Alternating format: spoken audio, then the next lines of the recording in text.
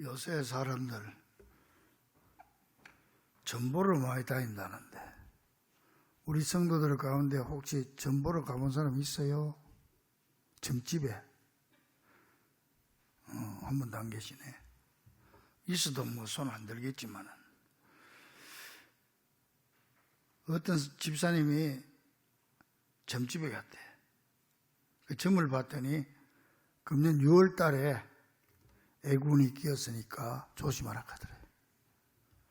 그래 그 집사님이 교회에 그때부터 새벽기도 나와가지고 하나님 내가 점을 보러 갔더니 6월 달에 애군이 있다는데 도와주시옵소서. 그래 기도하더란다. 세상에. 어떤 교인이요 기도하면서요 혼자서 조용하게 기도하는데 하나님 그랬대. 그랬더니 하늘에서 음성이 들리기를 오냐 그러더래요. 그래 깜짝 놀라가지고 죽어버렸대. 그러니까는 이 사람은 평생 기도 하나님 그래도 허공에다가 대간 거야. 근데 실제로 하나님이 오냐 하니까 그 놀라가지고 그냥 까무러쳐 버렸다는 거야. 그러니까 우리가 정말 주님 앞에 기도해야 된다는 것들을 알고 또 기도하고 있고 한데 어떻게 하는 기도가 올바른 기도일까? 하나님이 또 기도를 기뻐하신다는 것도 다 알고 있고 근데 우리가 이 기도에 대해서 오해하는 경우가 참 많습니다. 그래서 사람들이 기도를 또 안 하는 경우를 보니까요. 내가 어느 책을 보니까 하나님은 우주를 관리하시느라 바쁘신데 사소한 내 문제 따위는 별로 듣고 싶어 하지 않을 거야. 그러면서 자기를 변명하고 핑계하고 기도 안 합니다. 또 내가 내 필요를 위해 기도한다면 하나님은 나를 이기적이라고 생각하실 거야. 내가 정말로 하나님을 사랑한다면 나 자신은 맨 끝자리에 놓아야 하겠지. 아주 고상한 척 하면서 기도를 안 합니다. 그리고 또 이런 말도 있어요. 하나님은 너무 광대한 분이시라 나 같은 사람에게는 관심이 없으실 거야. 나도 굳이 보살펴 달라고 빌지는 않겠어. 또 이런 사람도 있답니다. 내가 노력을 해야지 기도만 한다고 되겠어. 그러면서 또 기도를 안 한대요. 또 아주 특별한 경우가 있어요. 이런 경우도 있답니다. 만약 내 생각과 다른 응답을 주신다면 나는 순종할 자신이 없어. 응답 받을까 봐 싶어가지고 기도를 못하는 거예요. 나는 이렇게 하고 싶은데 하나님이 이렇게 하라 그러면 그거 순종할 자신이 없어가지고 내 마음대로 하려고 기도를 안 한다는 거예요. 여러 가지 종류가 있어요. 혹시 여러분들 중에서도 이런 생각을 한 적이 있습니까? 만약 있다면 그건 정말 슬픈 일이고 아주 잘못된 생각으로 이 말들은 모두 지옥에서 직송된 말들임을 알아야 합니다. 우리 교회도 이제 코로나 이후로 지금 기도가 많이 지금 불이 붙고 있습니다. 이 기도가 불길이 돼가지고 여러분의 심령과 가정과 직장 사업에 놀라운 축복의 불길로 타오를 수 있기를 간절히 축원합니다. 교회 와서 불을 댕겨가지고 집으로 가져가란 말이에요. 할렐루야. 옆 사람 보면서 얘기합시다. 기도는 마지막 수단이 아니라 처음 수단입니다. 기도는 마지막 수단이 아니라 처음 수단입니다. 믿습니까? 하다가 안 되니까 기도하는 게 아니에요. 그 기도 자세가 틀렸어. 순서가 그렇지 않아. 처음부터 기도하고 시작해야 되는 거예요. 오늘 본문은요, 예수님께서 제자들에게 기도를 똑바로 이해시켜주기 위해서 하신 말씀인데 비유의 말씀이에요. 그 이야기 중에 보니까 이제 과부가 나오고 재판관이 나오는데 그런데 이 내용 여러분들 많이 들었을 거예요. 본문 내용. 근데 많은 사람들이 예수님이 이 말씀을 하신 의도와는 정반대 생각을 하기도 하고, 또 어떤 목사님들은 또 그렇게 또 가르치기도 하고, 그렇게 설교하기도 하고 책을 쓰기도 합니다. 이 말씀 내용을 제가 잠깐 말씀드리면은, 어느 도시에 하나님을 두려워하지 않고 사람을 무시하는 한 불의한 재판관이 있었다. 그리고 그 동네에 한 과부가 있었는데, 이 과부가 억울한 일을 당해서 재판관을 찾아가가지고 내 원수에 대한 원한을 풀어달라고 애원했지만은, 그 재판관은 생길 것도 없을 것 같고 귀찮으니까 들은 척도 하지 않았다.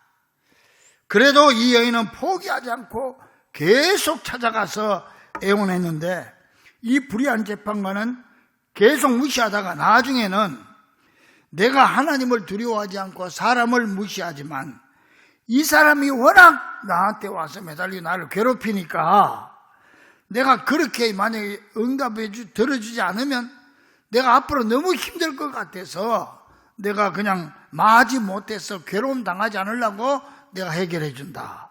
여기까지가 오늘 예수님이 하신 비유의 말씀이에요.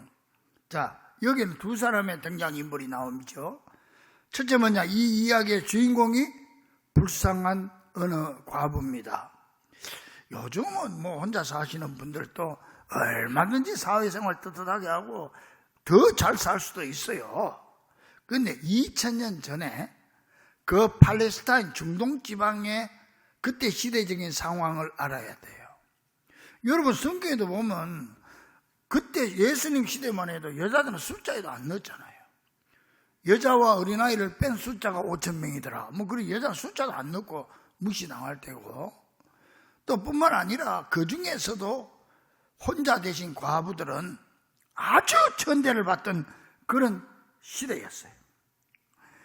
그 당시 홀로 사는 여인이라고 일반적으로 교육도 제대로 못 받았을 것이고, 그러니까 직업도 없고 돈이나 재산도 전혀 없는 상태로 형제라든지 부모가 있어가지고 살펴줄 사람이 있으면 그나마 다행이겠지만, 그러지 않으면은 여지없이 길거리로 내쫓겨서 1세기판 노숙자가 되는 것이 그때 시대적 상황입니다. 자, 이런 상황 속에서 이 여인에게는 그를 괴롭히는 사람이 있었다고 그랬어요. 힘도 없고 그러니까 어떻게 괴롭혔는지 모르겠어요. 이름도 안 나오지만은 아마 생각할 때 이 어떤 불안당이 그녀를 못 살게 굴었거나 어떤 신체적인 위협을 가했거나 아니면은 그녀를 위해 써야 될 기금을 갈취했다거나 그런 게 있었겠죠.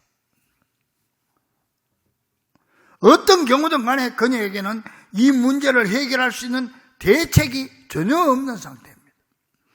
그녀가 이 불안당을 물리칠 방법은 딱 한 가지.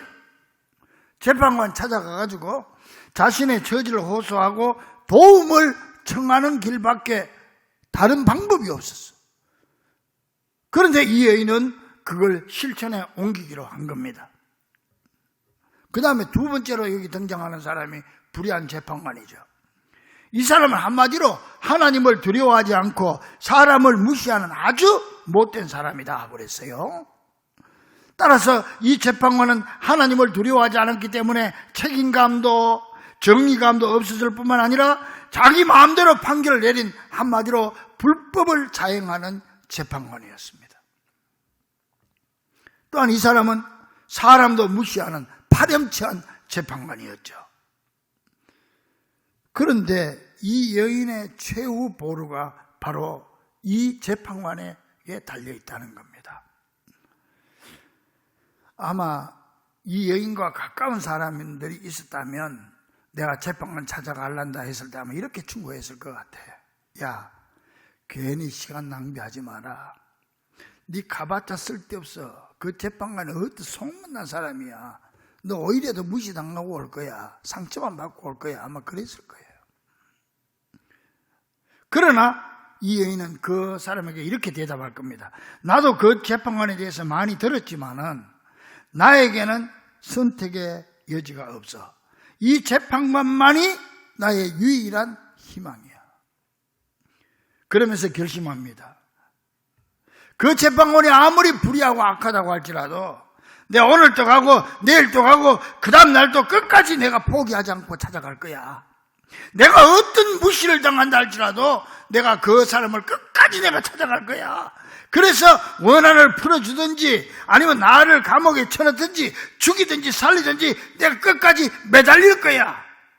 그렇게 결심을 하고 그 고약하고 불의한 재판관을 끈질기게 괴롭힌 결과로 이 그냥 재판관이 너무 괴로움을 당하니까 내가 괴로움 안 당하려고 해결해 줬다. 그 얘기가 이제 오늘 본문 말씀입니다.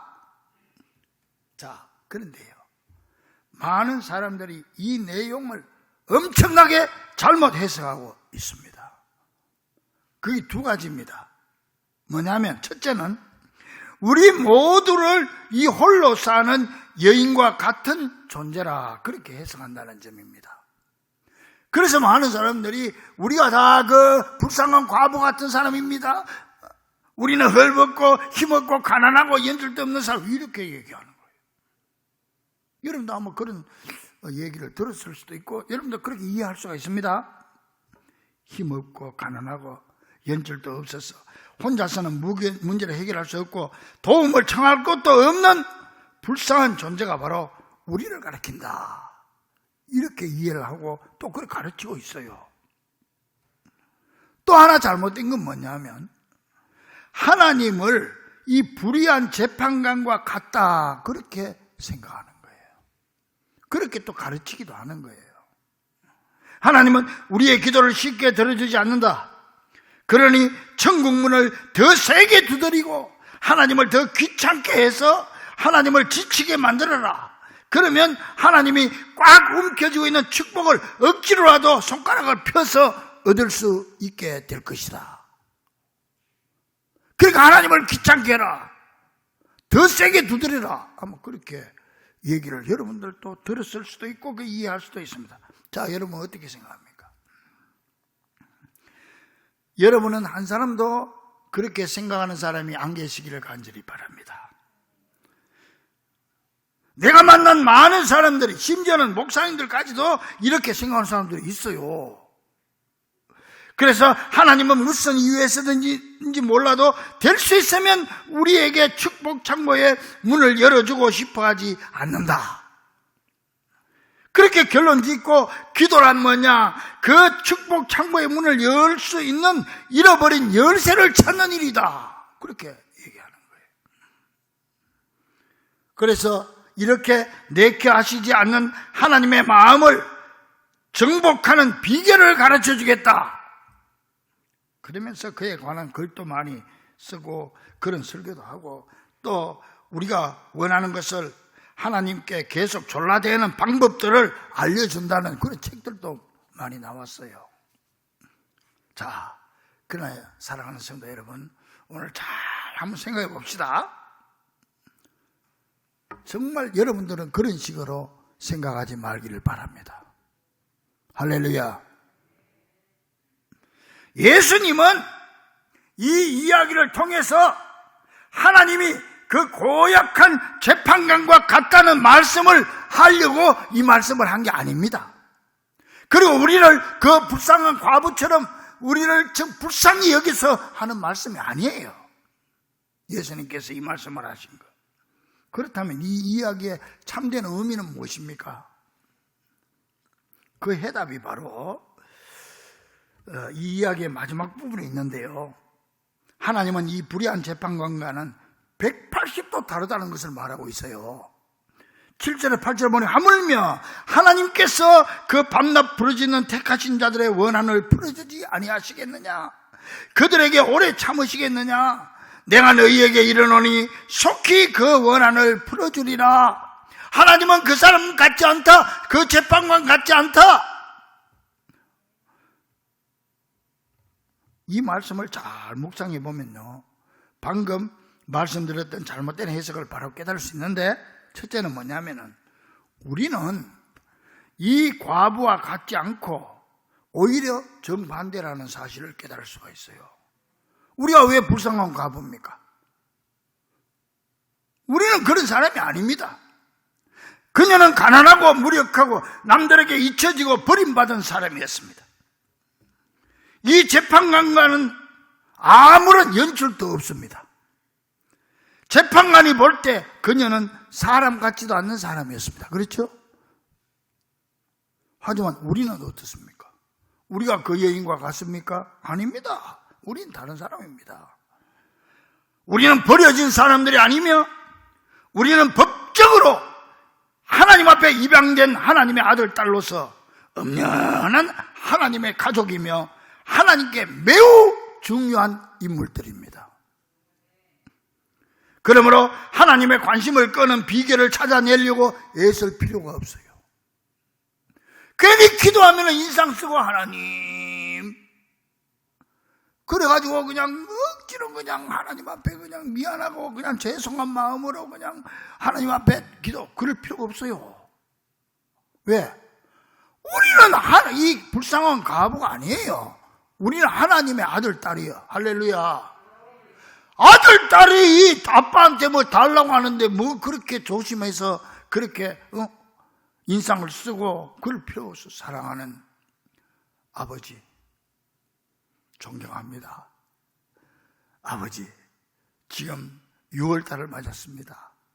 저에게 용돈 얼마만 주시기를 간절히 바라옵고 원하옵나이다. 미션입니다. 그럴 필요가 없어요. 그냥 밥 먹으면서 아빠 나 돈 많으면 줘요. 그러면 끝나는 거예요. 너만 저번에도 돈 주니까 너 엉뚱한데 썼잖아. 예, 이제 똑바로 쓰겠습니다. 그러면 되는 거예요. 우리는 이 여인과 다른 사람이라는 거죠. 그래 하나님의 관심을 끌려고 뭐 다 애쓸 필요가 없어요. 그냥 아유 하나님 안녕하세요. 그러면서 당당하게 하나님 앞에 요구하면 되는 거예요. 그러면 하나님은 우리의 목소리를 듣고 얼마나 기뻐하시는지 모른다는 사실을 오늘 명심할 수 있기를 주의 이름으로 간절히 축원합니다. 하나님의 가장 사랑받는 자기의 목숨을 내주고 대신 바꿀 정도로 사랑받는 우리가 무슨 종처럼 하나님 앞에서 벌벌 떨고 그렇게 물론 조심하긴 해야 되지만 그럴 필요가 없다는 거예요. 그리고 우리의 사랑 많으신 아버지 하나님은요 또 하나 이 이야기에 나오는 재판관과는 전혀 다른 분이라는 사실을 알아야 돼요. 왜 많은 사람들이 이 불의한 재판관을 하나님께 비유하는지는 그걸 모르겠어. 이 재판관은 삐딱하고 불의하고 불공평하고 사람을 무시할 뿐 아니라 자기 개인의 이익에만 매달리는 사람이지만은 우리 아버지 하나님은 의로우시고 정의로우시고 거룩하시고 온유하신 분이시고 항상 우리의 목소리에 귀 기울이시고 우리를 도와주기를 원하시는 분이십니다. 믿습니까? 완전히 다른 거예요. 따라서 기도는 우리를 사랑하시고 우리를 목말라시는 하나님의 목마름과 우리 목마름이 만나면 이게 기도예요. 하나님의 목마름과 나의 목마름이 만나질 때 이게 기도란 말이에요. 하나님은 언제나 당신의 자녀된 여러분들에게 축복해 주기를 원하시는 줄로 믿습니다. 하나님의 사랑은 너무너무 커서 우리 인류의 내 평생 지은 죄를 덮고도 남는 거예요. 우리 하나님 앞에 왜 사랑을 받습니까? 선하게 살아서 사랑받습니까? 천만에. 하나님 앞에 헌신 봉사하고 충성을 다해서 사랑받습니까? 천만에. 하나님의 사랑 때문에 사랑받습니다. 믿습니까?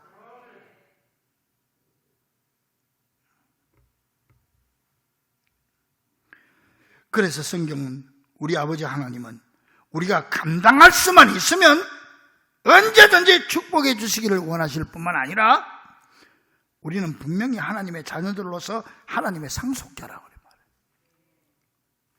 우리 손녀가 조그만한 게 이제 7살 내년에 초등학교 간다는데 이놈이 나보고 면도칼을 달라고 한다든지 아니면 돈으로 합시다. 돈을 10만 원짜리 수표를 달라고 때를 쓰면 내가 돈이 없어서 못 주는 게 아니야. 내가 봤을 때 요거는 그저 1,000원짜리나 10,000원짜리 하나 줘도 뭐 충분한 거예요. 근데 이놈은 그것도 모르고 그냥 아빠 10만 원짜리 수표를 주세요. 매달린다고 해서 주는 거 아니에요. 중요한 건 뭐냐면 내가 받을 자격만 갖추면 뭐 하나님께서 보실 때 여러분에게 이거 줘도 좋겠다. 김권사, 이권사 이 축복 해줘도 좋겠다 싶으면 해줄 수 있는 거예요. 믿습니까? 근데 어림도 없는 요구를 하면 하나님이 볼 때 없어서 안 주는 게 아니고 너 나중에 주는 게 좋겠어 이럴 수도 있는 거예요. 우리는 어쨌든 간에 분명한 하나님의 자녀들이고 하나님의 상속자입니다. 갈라디아 4장 7절에 보니까 너는 종이 아니요 아들이니 믿습니까? 아들이면 하나님으로 말미암아 유업을 이을 자니라. 믿습니까? 근데 왜 자꾸 종처럼 그렇게 생각을 하고 하나님을 이웃집 아저씨처럼 생각을 하고 그러냐 말이에요. 하나님이 우리 군대에서 기합 주는 우리 상관입니까? 아닙니다. 사랑 많으신 우리 아빠입니다. 우리에게 뭔가 주기를 원하시는 분이라 이 말이에요. 또 로마서 8장 16절 17절에 보니까 우리는 하나님의 자녀이면 곧 또한 상속자라. 하나님의 유산을 받을 상속자들이에요. 여러분들이 그 정도로 대단한 분들이. 할렐루야. 그런데 왜 자꾸 종처럼 하나님의 상속자가 돼가지고 하나님의 왕자가 되고 공주가 돼가지고 왜 자꾸 종처럼 살아가려고 그러냐 말이에요. 눈치나 보고 하나님 앞에서. 얼마나 이게 환상적인 하나님의 약속이요 축복입니까? 하나님은 우리를 아들, 딸로 입양하셨기 때문에 우리는 하나님의 법정 상속자. 믿습니까? 얼마든지 떳떳하게 우리의 요구사항을 말할 자격이 있는 사람들인 줄로 믿습니다. 주고 안 주고는 하나님의 뜻이고 하나님이 봤을 때 줄만 하면 주고 안 줄만 하면 아무리 때렸어도 못 주는 거죠. 우리는 얼마든지 그러나 때를 쓸 자격은 있는 사람들 우리가. 그래서 주님 앞에 기도로 부르짖자는 거예요. 아이고 나 같은 것이 하나님 안 줄 거야. 그리고 입 다물고 기도를 끊어버리지 말라는 얘기예요. 기도는 내 몫이고 응답은 하나님 몫이에요. 따라서 아버지 것이 다 내 것이고 내가 다룰 자격만 갖추면 아버지의 모든 것은 내가 얼마든지 다 내 것으로 내 마음대로 쓸 수가 있는 겁니다. 그래서 마태복음 7장 9절 이하에 보니까 너희 중에 누가 아들이 떡을 달라는데 돌을 주고 생선을 달라는데 뱀을 줄 사람이 있겠느냐. 그러면서 아버지께서 구하는 자에게 좋은 것으로 주시지 않겠느냐. 무슨 말이야? 불완전한 인간들도요 자기 자녀들에게 복 주기를 좋아하는데 하물며 당신의 목숨까지 대신 제물로 내놓으신 하나님이 당신의 사랑하는 자녀에게 왜 좋은 것을 주시지 않겠으며 왜 지인을 다 뺀 다음에 마지 못해서 주겠습니까? 이 불의한 재판관처럼. 하나님은 그런 분이 아니라는 거예요. 사랑하는 여러분, 예수님께서는 나는 그런 재판관이 아니다고 말씀하고 있는데 자꾸 우리는 내가 불쌍한 과부고 하나님은 그 재판관이라고 생각을 하고 기도를 하는 거예요. 오늘 우리가 반드시 해야 할 일은 먼저 자기 자신의 정체성을 밝히 깨닫는 것입니다. 여러분의 정체성을 확립하고 깨달으세요. 내가 누군지 그걸 분명히 깨달으세요. 응? 여러분이 지금 검찰총장이 아니야. 대통령이야. 검찰총장이 대통령이 됐으면 대통령처럼 살아야지. 아직도 검찰총장처럼 살면 되겠습니까? 우리 하나님의 자녀 없냐니 법적으로 하나님의 자녀예요. 양자가 된 거라면. 양자가 된 거는 법적 용어예요. 그러므로 나는 의지할 데 없는 불쌍한 존재가 아니고 따라합니다. 나는 누가 뭐래도 하나님의 사랑받는 자녀다. 하나님의 사랑받는 자녀다. 믿습니까? 자기 자신을 그렇게 믿으란 말이에요. 사실이니까 그게. 왜 종처럼 자꾸 살아가려고 그럽니까? 하나님의 자녀라. 내가 잘못했든 잘했든 그 별 상관이 없어요. 잘못하니까 뭐 여러분 얼마나 하나님 앞에 가면 다 큰 돌멩이나 작은 돌멩이나 물속에 던지면 다 물에 깔아넣는 것처럼 다 똑같아. 그래서 의인은 없나니 하나도 없는 거예요. 중요한 건 내가 누구냐는 걸 자기가 자기를 바로 알아야 돼. 이게 정체성이에요. 이게. 그리고 절대로 여러분 우리 아버지 하나님을 불의한 재판관으로 몰아붙이지 마시기를 바랍니다. 하나님 그런 분이 아니에요. 우리에게 진을 다 뺀 다음에 마지못해 응답해 주는 그런 분이 아니라고 그 말씀을 하는 거예요. 예수님이 지금. 따라합니다. 하나님은 우리의 기도를 들으시기를 기뻐하신다. 믿습니까? 하나님이 우리 기도 듣는 걸 기뻐하신대요. 그거 좀 기도해서 하나님 기쁘게 해드리세요. 그래서 오늘 본문 1절에 보니까 예수께서 그들에게 항상 기도하고 낙심하지 말아야 할 것을 비유로 말씀하신다. 그러면서 우리 하나님은 불의한 재판관이 아니며 우리는 불쌍한 과부가 아님을 분명히 여기서 밝히고 있습니다. 우리는 애굽의 종살이하는 종이 아니란 말이에요. 우리는 이미 거기서 출애굽해서 자유인이 됐어요. 그런데 왜 몸은 자유인인데 정신은 아직 종의 근성을 가지고 살아가니까 이스라엘 백성들이 가나안 땅에 들어가지 못한 거예요. 여러분 완전히 다른 사람이에요. 여러분이 죄가 많다고 해도 걱정하지 마세요. 하나님 앞에 다 회개하면 하나님의 사랑은 우리 모든 죄를 덮고도 남는 거예요. 믿습니까? 따라서 기도는 어떤 일을 이루기 위한 수단이 아니라 주님과의 사귐을 전제로 하는 것으로서 기도에서 가장 중요한 것은 하나님과의 관계 형성임을 기억하고 주님께 나아갈 때는 무엇을 하는 사람으로 접근하지 말고 내가 어떤 사람인가로 접근을 해야 되는 거예요. 무슨 말이냐? 내가 하나님 앞에 봉사를 많이 하고 충성을 많이 하고 헌금을 많이 하고 이래가지고 하나님 앞에 나갈 자격이 있다? 천만의 말씀. 아니에요.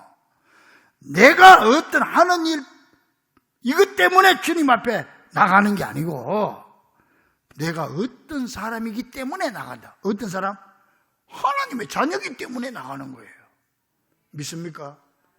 그 내가 잘못하고 좀 죄를 지어도 하나님 죄송합니다. 앞으로 잘하겠습니다.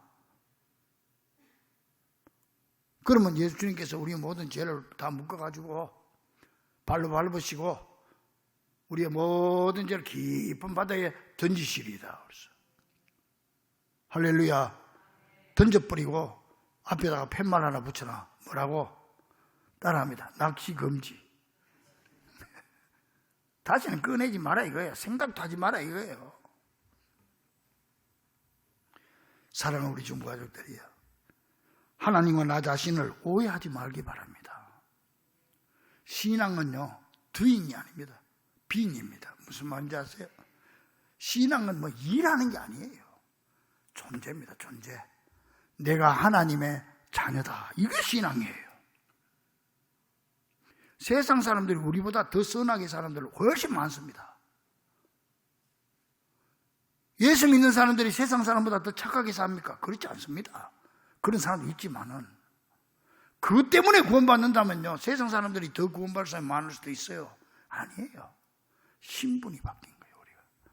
우리 하나님의 자녀고, 그 사람들은 아무리 착하게 살아도 하나님의 자녀가 아니에요. 그러니까 구원받지 못하는 거지. 믿습니까? 이 자부심으로 이 놀라운 축복을 가슴에 안고 살아가는 것이 바로 우리 성도들의 신앙 자세입니다.